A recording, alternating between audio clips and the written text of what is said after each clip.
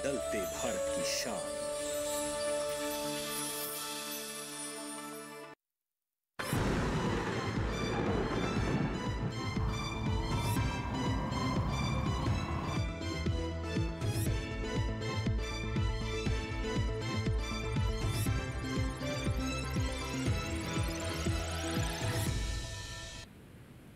नमस्कार, स्वागत है आपका हमारे खास कार्यक्रम मौसम खबर में। अपने इस कार्यक्रम में हम आपको देंगे मौसम से जुड़ी तमाम जानकारी, बताएंगे आज और कल कैसा रहेगा मौसम का हाल। लेकिन उससे पहले डालते हैं नजर 5 बड़ी खबरों पर। तो सबसे पहले पहली खबर की हम बात कर लेते हैं और यहाँ आपको बता दें कि ये खबर आ रही है राजस्थान से, जहां भीषण गर्मी और लू को लेकर रेड अलर्ट मौसम विभाग की तरफ से जारी किया गया है। इसके साथ ही हरियाणा में गर्मी से राहत मिलती दिखाई नहीं दे रही है। ज्यादातर इलाकों में भीषण लू चलने के आसार नजर आ रहे हैं। तो वहीं पश्चिमी मध्य प्रदेश में भीषण लू और तपती गर्मी को लेकर रेड अलर्ट जारी किया गया है। वहीं अगर हम बात करें आगे पश्चिम बंगाल की, तो यहाँ पर कहीं कहीं भारी बरसात हो सकती है, ऐसा मौसम विभाग की तरफ से बताया गया है। तो वहीं आपको बता दें कि असम में मूसलाधार बारिश को लेकर भी चेतावनी जारी की गई है। तो ये तो रही 5 बड़ी खबरें। अब आपको बता देते हैं कि भारतीय मौसम विभाग ने चक्रवाती तूफान रीमल को लेकर अपडेट जारी किया है और इसके अनुसार आपको बता देते हैं कि रीमल अब भीषण चक्रवाती तूफान में बदल गया है और रविवार रात को इसके पश्चिम बंगाल के सागर द्वीप और बांग्लादेश के खेपुपारा में बीच टक्कर की आशंका है। आईएमडी ने यह कहा है कि रीमल के तटों पर पहुंचने पर 110 से 120 किलोमीटर प्रति घंटे की रफ्तार से हवाएं चलेंगी और बीच बीच में इसकी रफ्तार 135 किलोमीटर प्रति घंटे तक रह सकती है।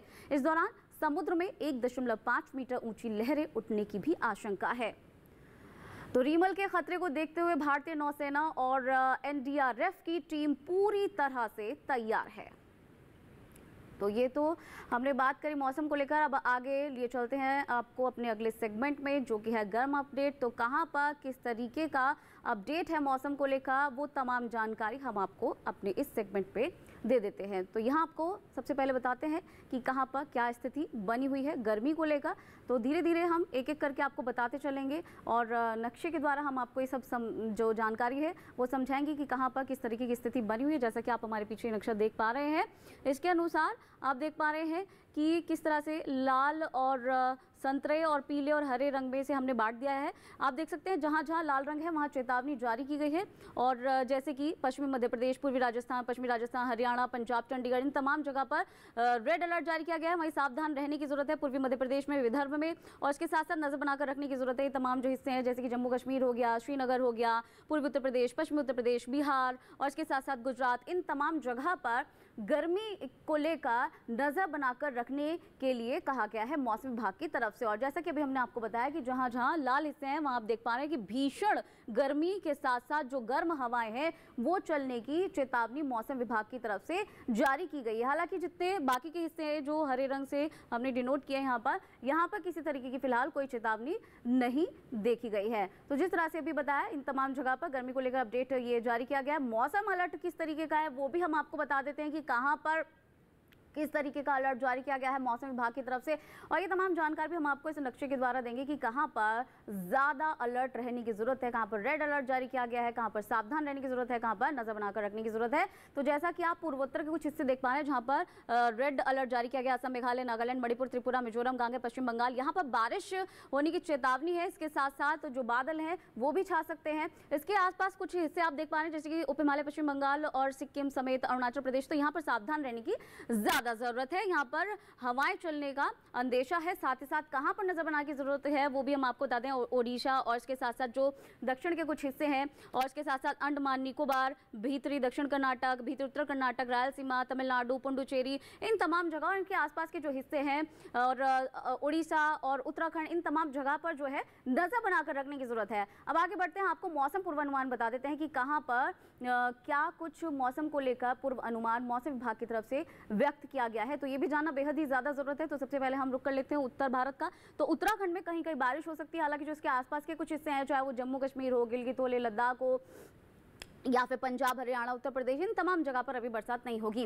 लेकिन हाँ, उत्तराखंड के जो लोग हैं वहाँ पर बारिश हो सकती है, वो उनके लिए इंफॉर्मेशन बहुत ज़्यादा इंपॉर्टेंट है। अब आगे बढ़ते हैं और अब आपको बताते हैं कि कहाँ पर बरसात नहीं होगी या कहाँ कहाँ पर बारिश का जो अनुमान है, पूर्व अनुमान है, वो आपको बता देते हैं कहाँ पर ज़्यादा जगह पर बारिश है। तो आप देख पा रहे हैं जो पूर्वोत्तर के ज़्यादातर जगह है, उप हिमालय, पश्चिम बंगाल और सिक्किम समेत गांगे पश्चिम बंगाल, मेघालय, असम, मणिपुर, त्रिपुरा, मिजोरम, अरुणाचल प्रदेश, नागालैंड, तमाम जगह पर अधिकतर जगह पर बारिश होगी। और बिहार और झारखंड में कई जगह बारिश, और इसके साथ साथ जो उड़ीसा है यहाँ पर भी कहीं कहीं बारिश। और इसके साथ साथ जब आप दक्षिण का रुख करेंगे तो आप देख पा रहे हैं कि तमिलनाडु, पुडुचेरी, भीतरी दक्षिण कर्नाटक, रायलसीमा, तटीय आंध्र प्रदेश और भीतरी उत्तर कर्नाटक, यहाँ पर कहीं कहीं बारिश की संभावना है। और इसके साथ साथ अंडमान निकोबार और लक्षद्वीप में भी यही हाल है। हालांकि आप देखेंगे कि केरल में कई जगह बरसात हो सकती है, तटीय कर्नाटक में भी यही स्थिति बनी हुई है। इसके बाद जब आप आगे बढ़ेंगे तो आप देखेंगे कि मध्य महाराष्ट्र और छत्तीसगढ़ में कहीं कहीं बारिश हो सकती है। हालांकि जो बाकी के हिस्से हैं, चाहे वो मध्य भारत के हिस्से हो या फिर पूर्वी भारत के हिस्से हो, तो यहाँ पर अभी फिलहाल बारिश की कोई संभावना नहीं है, कोई अंदेशा नहीं है। तो कहाँ पर किस तरीके का मौसम को लेकर पूर्व अनुमान जताया गया, वो सब आपने जान लिया। अब आगे बढ़ते हैं, मौसम की चाल जान लेते हैं कि पिछले 24 घंटे में किस तरीके का मौसम रहा है। तो शुरुआत कर लेते हैं श्रीनगर, जम्मू कश्मीर से। यहाँ के साथ साथ हिमाचल प्रदेश, उत्तराखंड, पश्चिमी उत्तर प्रदेश, पूर्वी उत्तर प्रदेश, हरियाणा, दिल्ली और पश्चिमी राजस्थान, पूर्वी राजस्थान, इन तमाम जगह पर जो है तेज हवाएं चली हैं। इसके साथ साथ कई जगह ऐसी हैं जहां पर जोरदार बारिश भी पड़ी है।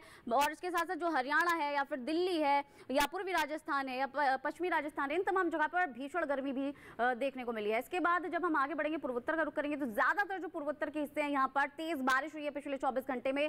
चाहे वो बिहार की बात कर ले, झारखंड, उप हिमालय और पश्चिम बंगाल, सिक्किम, मेघालय, असम, अरुणाचल प्रदेश, मणिपुर, मिजोरम, नागालैंड, इन तमाम जगह पर जोरदार बारिश हुई है पिछले 24 घंटे के दौरान। जब हम दक्षिण का रुख करते हैं तो यहाँ पर भी यही हाल देखने को मिला है, चाहे वो अंडमान निकोबार की बात हो या फिर बात हो लक्षद्वीप की, तटीय कर्नाटक की, भीतरी उत्तर कर्नाटक की, रायलसीमा की या भीतरी दक्षिण कर्नाटक की, तमिलनाडु, केरल, पुडुचेरी, तटीय आंध्र प्रदेश, रायलसीमा, तेलंगाना, इन तमाम जगह पर पिछले 24 घंटे के दौरान जोरदार बारिश हुई है। इसके बाद आगे बढ़ते हैं, आप देखेंगे जब आप मध्य भारत का रुख करेंगे तो पूर्वी मध्य प्रदेश, विदर्भ, मराठवाड़ा, इन तमाम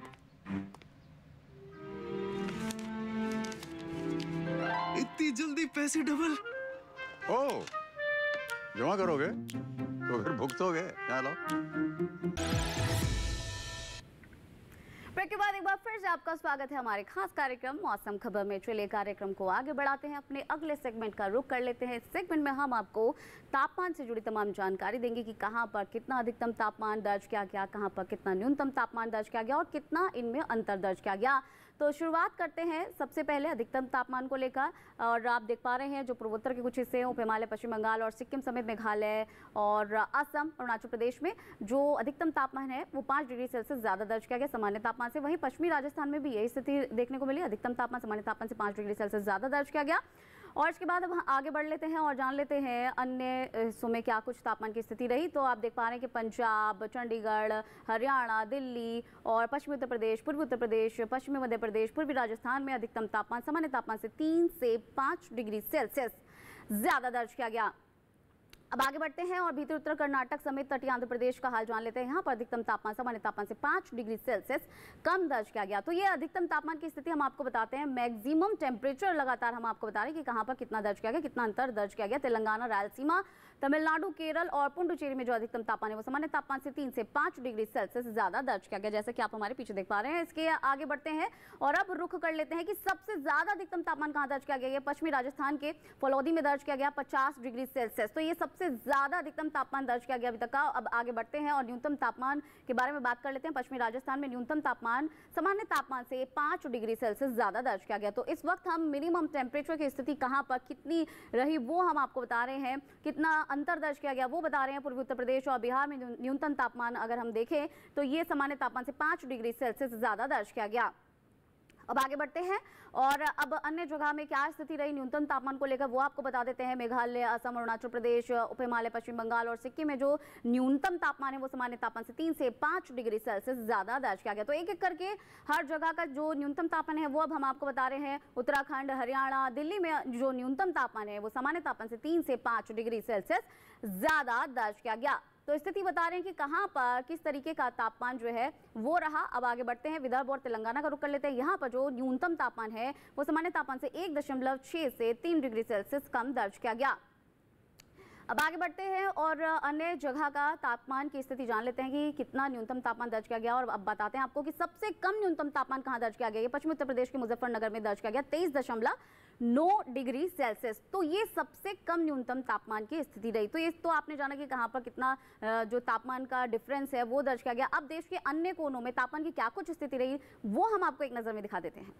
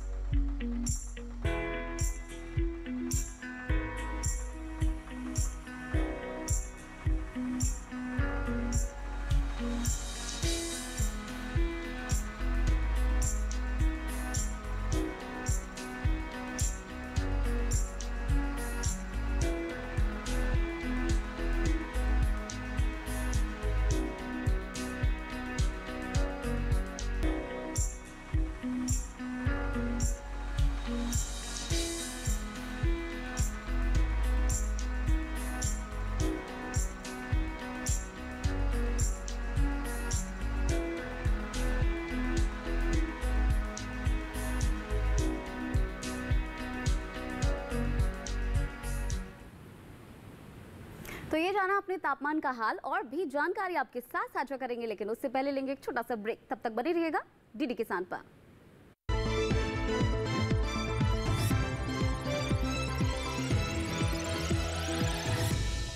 सबसे पहले शुरुआत की गई कृषि दर्शन की 26 जनवरी 1967 को एक महरौली के छोटे से गांव सुल्तानपुर में शुरू किया गया। डीडी किसान का जो योगदान है और जो महत्व है वो ये और ज्यादा सर्वाधिक है कि किसान के बेटे को किसान बनाए रखना। आज दूरदर्शन का कृषि दर्शन ही एक ऐसा कार्यक्रम था जिन्होंने 7 अंतर्राष्ट्रीय विश्व खाद्य दिवस के पुरस्कार प्राप्त किए। पहले 10 मिनट का था, फिर 20 मिनट का हुआ, फिर आधे घंटे का हुआ, यूं बढ़ता गया। आज हम 24 घंटे के हो गए। दिव्य सज्जनों, ये कहानी थी उस बीज की जो 1967 में जमीन में जिसे रोपा था हमने, और आज वो डीडी किसान के रूप में एक पूरा भरा पूरा वृक्ष बन चुका है।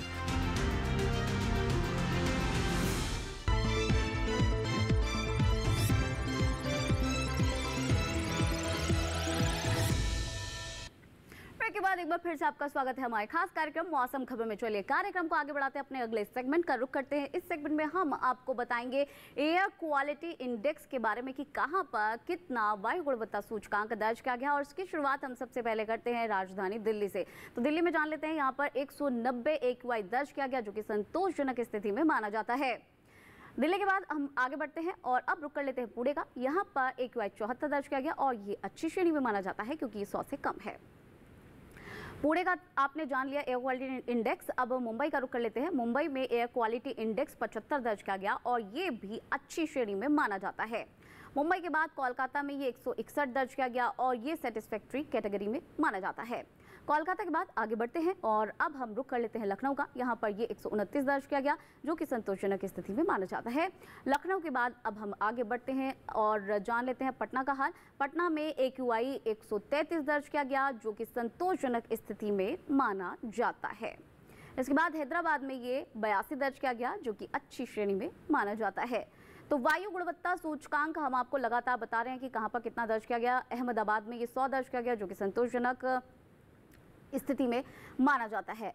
तो लगातार हमने अभी आपको बताया कि कहां पर कितना एयर क्वालिटी इंडेक्स दर्ज किया गया। पर्यटन पूर्वानुमान बता देते हैं कि कहां पर पर्यटन की दृष्टि से मौसम कैसा रहने वाला है आने वाले 4 दिन में। तो जम्मू कश्मीर से शुरुआत करते हैं। यहां पर गुलमर्ग अगर आप जा रहे हैं तो सोमवार से गुरुवार तक का हाल बता देते हैं। जो मैक्सिमम टेम्परेचर है चारों दिन 20 डिग्री सेल्सियस रहेगा। तो वहीं मिनिमम टेम्परेचर की बात करना भी बहुत ज़्यादा ज़रूरी हो जाती है। तो यहाँ पर ये 10 रहेगा।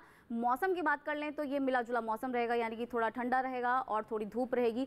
तो जो मिला जुला मौसम है वो सोमवार से लेकर गुरुवार तक गुलमर्ग में देखने को मिल सकता है। अब आगे बढ़ते हैं, बात कर लेते हैं हिमाचल प्रदेश के धर्मशाला की। तो शुरू के जो 2 दिन है उसमें आप नजर डालेंगे तो देखेंगे कि काफ़ी धूप रहेगी, गर्मी वाला मौसम रहेगा। लेकिन जो बाकी के 2 दिन है यानी कि बुधवार और गुरुवार बारिश होगी दोनों दिन। और अधिकतम तापमान की स्थिति मान लेते हैं, बता देते हैं आपको कि 32 से 36 के बीच फ्लक्चुएट कर सकता है। तो वही मिनिमम टेम्परेचर की बात कर लेते हैं, जो कि 18 से 20 के बीच फ्लक्चुएट कर सकता है।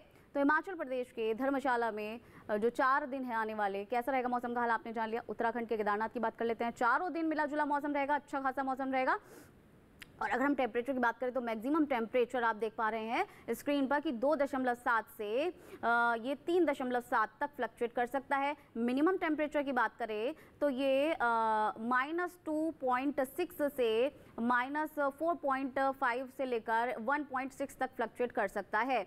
वहीं राजस्थान पे नज़र डाल लेते हैं। राजस्थान के माउंट आबू अगर आप जा रहे हैं तो शुरू के जो 2 दिन है वो अच्छी खासी गर्मी रहेगी, धूप रहेगी। बाकी के जो 2 दिन है तेज़ हवाएं चलने के आसार है, यानी कि बुधवार और गुरुवार को। मैक्सिमम टेम्परेचर भी बता देते हैं, ये 37 से 38 के बीच फ्लक्चुएट करेगा। वहीं अगर हम जो न्यूनतम तापमान है उसकी बात करें तो आप देख पा रहे हैं स्क्रीन पे कि ये 26 से लेकर 27 तक फ्लक्चुएट कर सकता है।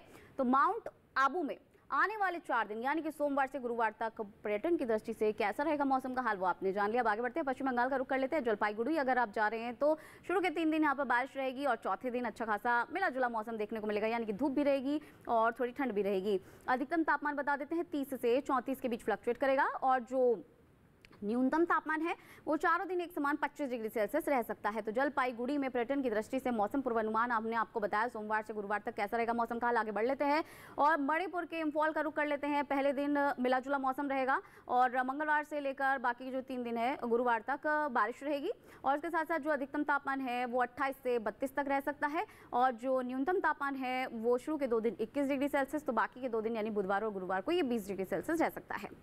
तो अधिकतम तापमान और न्यूनतम तापमान इम्फॉल में आने वाले 4 दिन सोमवार से लेकर गुरुवार तक कैसा रहेगा मौसम का हाल आपने जान लिया। अब आगे बढ़ लेते हैं, उड़ीसा का रुख कर लेते हैं। पुरी अगर आप जा रहे हैं यहाँ के तो पुरी में आप देखेंगे कि पहले दिन मिला जुला मौसम रहेगा, लेकिन बाकी के जो 3 दिन है वो काफ़ी गर्मी भरा रह सकता है और अधिकतम तापमान 4 दिन 35 डिग्री सेल्सियस और बाकी के जो न्यूनतम तापमान की हम बात करें तो ये 27 से 28 के बीच फ्लक्चुएट कर सकता है।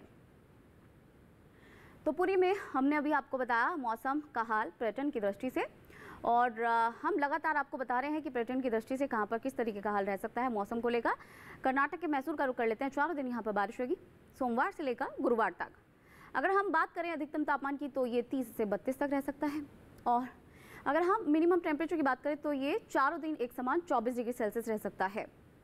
सोमवार से लेकर गुरुवार तक 4 दिन का हमने आपको मौसम का हाल बताया कि कैसा रह सकता है मैसूर में और लगातार हम आपको मौसम का हाल बता रहे हैं। केरल का रुख कर लेते हैं। कन्नूर में 4 दिन बारिश हो सकती है और जो अधिकतम तापमान है वो 32 से 33 रह सकता है। वहीं न्यूनतम तापमान 4 दिन एक समान 26 रह सकता है। तो आने वाले 4 दिन में मौसम कैसा रहेगा वो हम आपको लगातार बता रहे हैं। कन्नूर में 4 दिन बारिश होगी, चाहे सोमवार से लेकर गुरुवार तक की हम बात कर रहे हैं कि पर्यटन की दृष्टि से मौसम को लेकर क्या पूर्व अनुमान जताया गया है मौसम विभाग की तरफ से।